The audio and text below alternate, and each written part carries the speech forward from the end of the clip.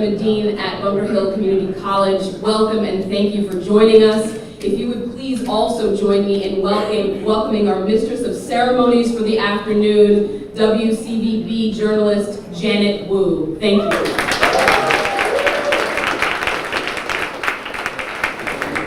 Good morning, everyone. This is a huge day for the Chinatown and Chinese community in general. Welcome to the opening of the Pao Arts Center. It's really going to be a new landmark, and it's going to be an anchor, I think, for Chinatown for many years to come. This may be one of the most important chapters in the history of Chinatown because of the development that connects so many different communities together. I can't tell you how excited I was as Carmen gave me a very quick tour a little bit earlier, the classrooms, the exhibits, meeting all the people that are bringing this together, and I think this partnership with Bunker Hill Community College is just inspiring. It's just fabulous. It's great to just see the bricks and mortars of this place because it really confirms that Chinatown and the Asian community is just a lot more than just restaurants and grocery stores. We now have a platform to share our culture and arts with everyone across all generations, all income levels, and most importantly, the rest of Boston.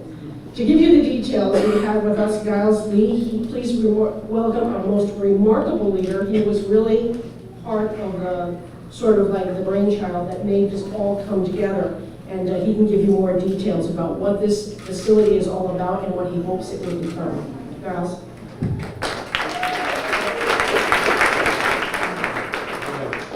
Thank you so much, Janet, and thank you all for being here. I am so proud to lead BCNC at this time, I can't tell you. As we open this space that puts arts and culture at the center of the conversation about Chinatown's past, present, and most importantly, its future. That gives a platform to the many accomplished artists and masters of cultural practice in this community, that serves as a bridge between Chinatown and the rest of our great city, including our world-beating cultural sector. And that through classes, presentations, and an artist residency, we will engage this community and beyond in exciting new opportunities to share and learn and experience all of those things that make life here in Boston so special. Now, BCNC has been building a strong community here in Chinatown since 1969, almost 50 years. Just a few years before our founding, the people who lived on this very land that we're standing on were displaced and their homes destroyed to make way for the entrance ramp to the highway. Those who were here back then learned that the residents of Chinatown did not actually have that much influence on the decisions that were made about the future of Chinatown. And so throughout BCNC's almost 5 decades of history, we've seen our fair share of challenges: the combat zone, gentrification, spiking rents, pollution, the isolation of new immigrants, mental health and family functioning challenges. But this history of obstacles, while undeniable, that's not what Chinatown means to me. To me, Chinatown is the place where my grandparents participated in senior activities and they received medical services, both traditional and contemporary. To me, Chinatown is the place where my mother saw old friends from Hong Kong and made new friends, a way for her and her children to stay connected to her past and a story and a language that we didn't really keep at the forefront of our minds. Chinatown was a place where I had my first job, and my second job, and my current job. It was where I learned the difference between a neighborhood and a community. To me, Chinatown is a place that opens its arms to people and families like mine who may not feel welcome in just about any other part of the city. So the story of Chinatown is one of struggle, yes, but it's not just about that. Most importantly, the story of Chinatown is about optimism, about hope, about new beginnings. With the Pao Arts Center, we are writing that next chapter. And for many, we hope it is a new beginning. Imagine the stress of a high school student who watches TV and browses history books, searching for ways to learn more about their own heritage, their own history. Imagine the withering confidence of a young child who has walked the halls of the city's great cultural institutions and wondered, where can I see faces that look like mine or my parents hanging on the walls? Imagine the sadness of the isolation of the immigrant parent who loved music and arts and dance overseas, but when they came to this country, they found it was that much harder to access because it wasn't in their neighborhood, it wasn't in their language, it wasn't in their budget. I say to all of them, welcome to a new day. The Pao Arts Center is for you.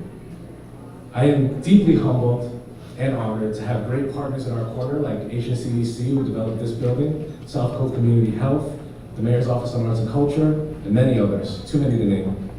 I have to give special recognition to Bunker Hill Community College, Eddinger, Mary Chandler Smith, and many others in their staff and faculty without whom this project could not have happened. Also the Bar Foundation, San Liang, Jim Canales, the first funder to believe in and support this vision from the very beginning. And of course, a sincere thanks to Eleanor Frank Pao for their leadership gift. Thank you for your vision and passion for the arts, for your leadership in transforming the arts and cultural sector in Boston, and for recognizing the power that arts have to connect generations and diverse backgrounds, to keep Asian cultures alive, Asian communities vibrant, and to nurture and support emerging Asian American artists. I want to take a moment to recognize the advisory board, the BCNC board, and our staff. Many of whom are here today. There's too many to name, so I won't. But I must say, I don't know how I ended up here. I don't know what I did to deserve to be a part of this team, with superstars at every position, doing everything they can to make this world a better place. But in particular, I do want to recognize the director of the Pao Arts Center. Is Cynthia in the room? Cynthia Wu. Cynthia Wu is the director of the Pao Arts Center. Who's the her leadership? But before I go, I just want to thank our other funders. Please sit. Liberty Mutual, Amelia Peabody Charitable Fund, Art Place America, Asian Healthcare Foundation of Massachusetts, Charles and Cece Chin, Clinton H. and Wilma T. Shattuck Charitable Trust, John and Stephanie Fan, Harvard Pilgrim Healthcare, Mass Development, Patronicity, Rockland Trust, Anonymous Foundation, and to more than 120 generous donors, individual supporters who have given to this effort. Thank you. And thank you all for being here with us on this very special day.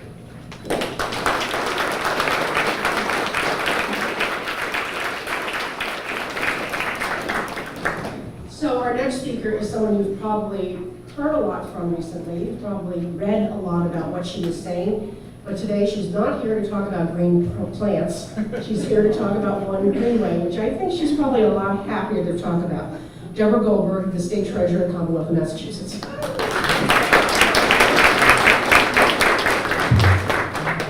Thank you, Janet, and thank you, Giles. There are many of you in this room who know that the Asian American Commission is in the Treasurer's office, right? And guess what? For someone like me, who's been so close to the Asian Pacific Rim community my entire life, and there is someone here today who can attest to that, Freddie Chow, right over there, who my dad wanted me to marry. True story, right, Freddie? And his brother got me through biology class because I refused to cut the snake or the frog, and Frankie did it for me. And then I got an A. So it was a very good partnership to begin with, and it could have changed my whole life if Freddie only listened to my dad. But regardless, I think what happened, fast forwarding to many years later, when I was running for another office in 2006, and I came to Chinatown to be drilled by all the activists throughout the state about what would I know about the Asian American community. It turned out that I knew more than Leverett Ling, who was running the event. And so consequently, I got enormous support at the convention where every person from an Asian background, and Stephen Chen over here is nodding and laughing, actually supported me. So when I became treasurer and the Asian American Commission was in my office, it was fully appropriate. And for those, hi Shirley, for those who who have not been to my office recently, please come and visit Lucy, who is a goddess that we have in our office, a Siddhartha Buddha, is at the entrance. And again, appropriately so, it came from my father. So I am thrilled to be here today because this is the week of my birthday. It is the month that we celebrate the Asian communities, and now it's the month that we celebrate a building that finally holds all the dreams that we all have had for so long, to give life to a culture that has enriched decades and centuries of people, and that it deserves to have a presence within the greater Boston area. To the Paos, can't even express how much I thank you for supporting this in a way on a site within the edges of Chinatown, on our greenway, which is so welcoming to everyone throughout, not just Chinatown, but the Boston community and the greater Boston community. So it is a real honor to be here today with so many friends. This is just the beginning, and so much will go on within these walls that will make it possible for these beautiful children, like these children sitting here in the front row, to know and be able to taste and to be able to enjoy their culture, which has had such important impacts on our world. So thank you for inviting me to celebrate with all of you, and I look forward to the rest of the afternoon.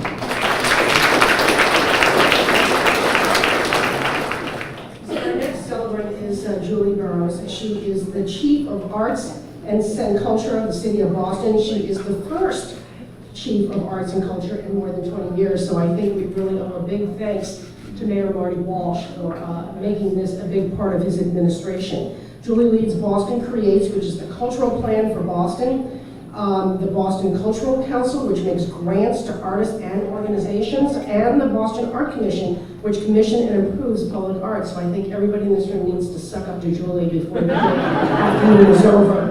Other programs include art exhibitions at City Hall, the Poet Laureate program, and the operation of the historic Strand Theater. Please welcome Julie Burros.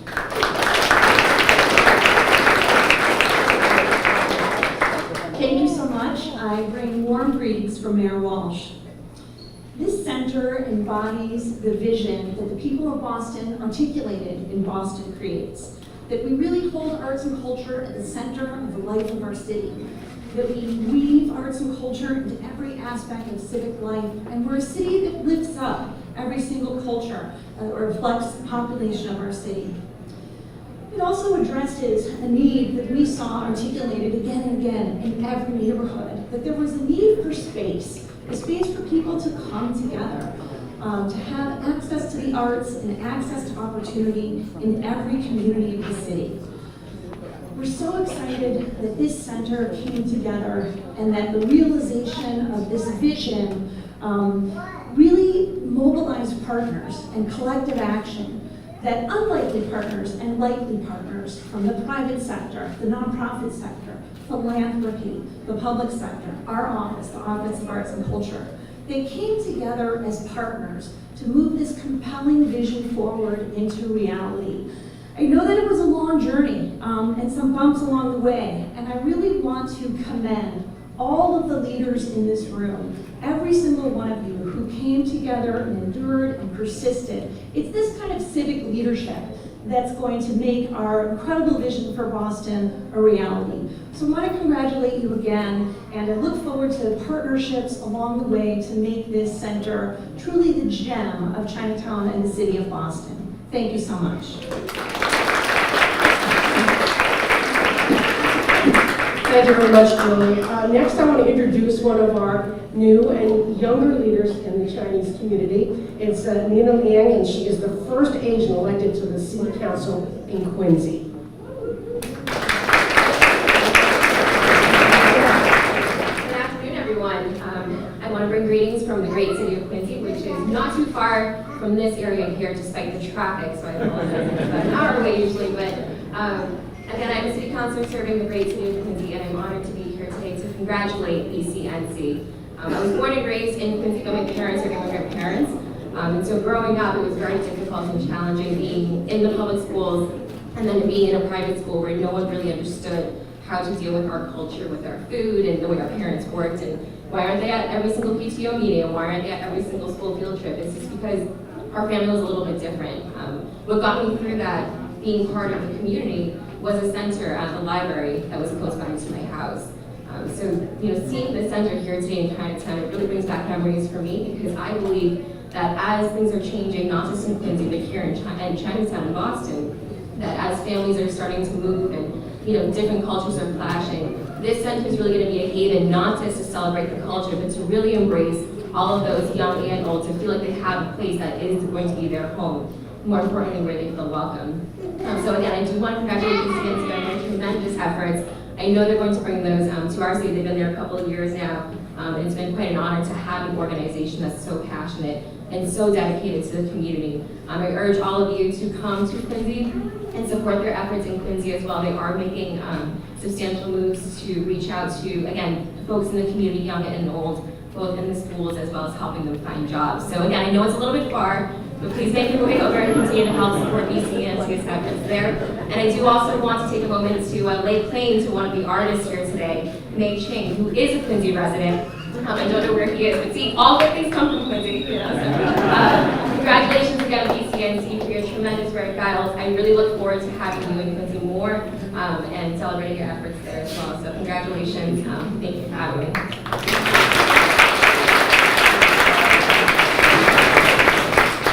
I do want to recognize one other elected official that is here joining us today, Stephen Ing, who is a Concord selectman. Stephen, you want to get up and just a quick wave? Now, as you all know, Bunker Hill Community College is very much of a key partner in this project. Dr. Pam Eddinger is the president of Bunker Hill, which serves 14,000 students in the greater Boston metropolitan area, including nearly 1,000 international students from 107 countries. They speak 75 languages in total. Please welcome Pam Eddinger.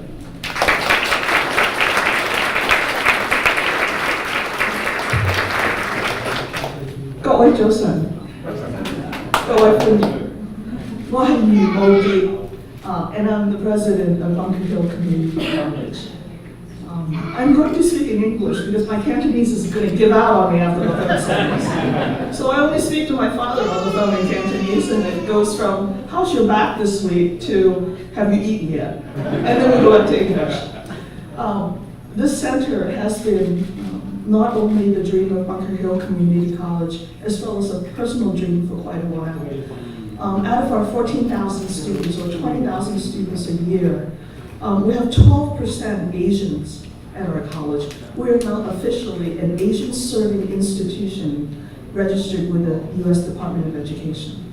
We have just recently received a grant, I believe it's something like $1.8 million over 3 years, to focus on the Asian community, and particularly in the area of English as a second language. So that is part of our mission. And the other portion of our mission has to do with what Julie is doing in terms of the arts. We believe that the 14,000 students we have at the college not only has to learn the skills they need to make a living, but they need to participate in the cultural life and the artistic life in the city and of the region. Very recently, we hired our first full-time music faculty so that we can begin a music program with 70 majors. And coming after that will likely be dance and theater. So that is a huge hope that we have at the college. The other is a more personal one. I came to the United States when I was 11 from Hong Kong, and therefore my very elementary Cantonese. And since then, I grew up in Miami, went to New York City, lived in Chinatown there, went to Syracuse, went to Boston, went to Los Angeles, came back to Boston again.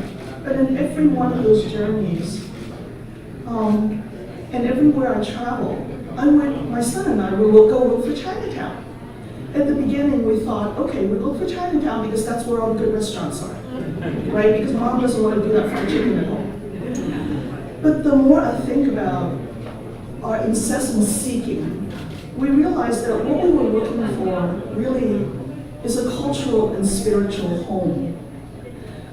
What is it about my experience in the United States as a young child that allowed me to live the life of a Chinese daughter at home, go to school and be a student who majored in English and Japanese literature? What is it about my experience that echoes the experience of my Latino students, my African American students, my immigrant students, who live a life of double pleasure, of double vision and double perspective? And I realized I won't find it in a museum. I will not find it somewhere where the art is artifact. I need to find it where art is being created, or else we have to create it ourselves. And it is in that process that I will find my spiritual home. So this is a very emotional day for me, because I believe that the Boston Chinatown will be the last Chinatown that I will be anchored in, and hopefully I will be here a long time, helping it thrive. Thank you.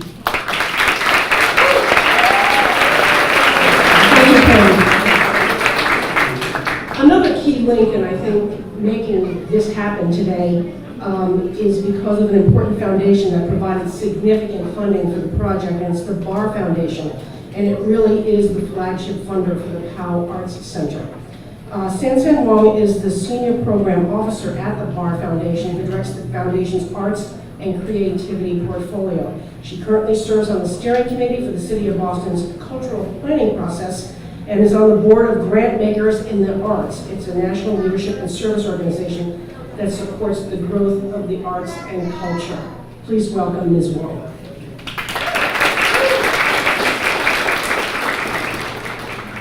Good afternoon. Like Pam, this opening has a lot of personal meaning to me. When I was little, my grandmother would play mahjong across Hudson Street, and she would babysit my sister and I. And then I also remember watching at the Y Bubble that was just over here across the street also, watching volleyball with teams from Chinatowns that were across the United States and from Asia. There was incredible vibrancy when I was growing up here.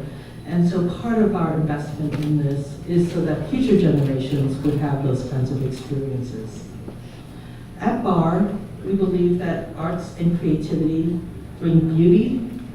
They're ways that we express culture and ourselves. And in that way, arts connects us to ourselves, our communities, our histories, and to each other. We also believe that arts and the creative process give voice and can help residents and leaders imagine new solutions to community challenges. In 2014, BAR made the first grant to BCNC for the Cultural Center. And we applaud BCNC and Bunker Hill for their commitment to doing the hard work of business planning, construction drawings, community engagement, and then the space build out. And it's a solid foundation, incredibly solid and gifted with hard work and vision. So 3 years later, we're here to celebrate this opening of the BCNC's Pao Arts Center. We believe that this center will be a catalyst for Boston and a home for a culturally rich Boston Chinatown that's dynamic, bringing together different communities and working with artists to inspire generations going forward for a future filled with hope. Thank you.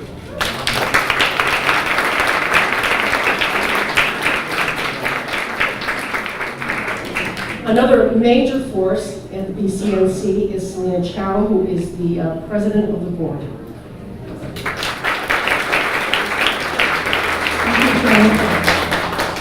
So I'm doing the part where you've gone to the movie and then the screen comes up with all the credits. And indeed, it is a lot of credits, and I couldn't believe when I was telling Joe, my husband, that it was like a 3-year project, and he goes, "Really? That long?" Yeah, it was that long. But first and foremost, I want to thank Bunker Hill Community College for really being the steadfast partner that allowed us to take this risk and embark on this road to get this to completion. And then Eleanor and Frank Powell for the generosity that allows us to feel more stable in terms of our endeavor here to have the successful outcome as well. So 2 years ago, we had to embark on hiring some planners. This included Teresa Wang from California and the Technical Development Corporation, TDC, not-for-profit management consulting firm. And they helped us to do the feasibility plan through the funding from BAR. But interestingly, as you can see, there are so many people, so many impressive people that you heard today. And I'll tell you, 3 years ago, I was amazed at the people that came forward, volunteering their time, providing pro bono work, and just giving as much as they could to make this successful. So early on, ACDC, Angie Louie, Executive Director of ACDC, invited BCNC to take this space and to find a partner such as Bunker Hill. And New Boston Fund was our landlord and also the co-developer of this project. So they introduced us and made this happen. And the architects, Brunner and Cott Associates, was the architect and also construction manager for this entire project. And I want to give special credit to Lawrence Chang, the partner of Brunner Cott, Sean Dempsey, project manager, and Dana Kelly, partner as well. But also very instrumental, and this is how it goes in a community organization. We were very lucky that Marion C., our board member at BCNC, was also married to a very gifted architect, James Lee.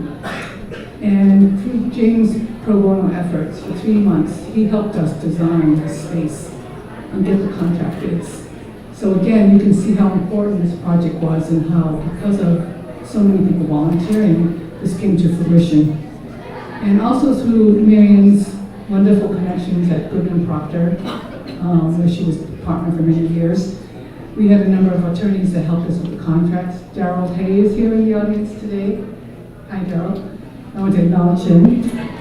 And of course, City of Boston through and through was there, giving us the vision about the arts, culture, vibrancy, and the importance of our project, and also doing the simple things that are not so easy, like permitting and zoning stuff. And then Gilbane. It's a developer you wouldn't know. There are a lot of big developers in Boston, but Gilbane really honored the fact that they wanted to give back to the community and work with our architects and work with our staff to really build this space with a very tight budget and on time. And we opened in January when Bunker Hill started its classes, and now with the hire of Cynthia Wu, we can start some of the programming on the outside as well. And then I also want to mention Pandemonium Design, Raymond Yu, a very good friend of ours. Raymond, he has been a steadfast donor and supporter of BCNC on our advisory board for many years, and also designed the logo and a lot of the brand collateral material that you see today. So this is the list of all the people that came together. But I must also tell you that the staff, we did not hire anybody extra to do this project. And for 2 years, we relied on the staff's resources and the board to really do this on a very overtime basis to get this all done. So I wanted to acknowledge everyone for all of that effort. And of course, I have to say thank you to my husband, Joe, who many times had to take care of things at the home front, like making my meal. But he really has been a supporter, providing the guidance in terms of community development and his work governance and business acumen. So thank you, Joe.